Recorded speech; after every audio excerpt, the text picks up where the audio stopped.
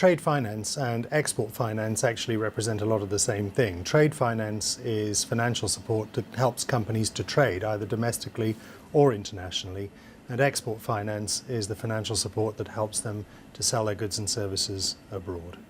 Specifically in terms of what that means, it's access to finance to get working capital to fulfill a large order, or it's insurance to help insure payments against the risk of default from the buyer, or it's providing bond support where you have to post money in order to win a contract and give security to the customer that you're going to deliver.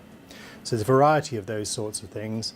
Additionally, in trade finance, you can look at techniques such as factoring or invoice discounting, and even those techniques in export finance as well. Whilst the biggest issue for companies looking to export is finding customers abroad, the next issue they'll have is being able to finance that.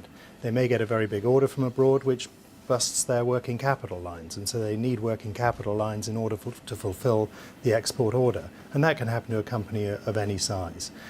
For UK Export Finance, as the government's export credit agency, we're there to help de-risk a loan or a piece of insurance for the bank or insurance provider, and in that de-risking it by providing our guarantee from the government, we remove the need for quite so much security to be posted by companies. So it's quite an efficient way of them raising export finance. Exporting allows you to do several things that are beneficial for your company. Firstly, to access growth that you're not able to capture domestically, so it augments growth of revenue and hopefully profits as well. It also allows you to diversify the sources of revenue for your business and make it inherently a stronger business from that perspective as well. And also it drives technological innovation. You tend to be more innovative if you are serving more markets that are demanding different things from you. It's true that in every business activity there is some element of risk.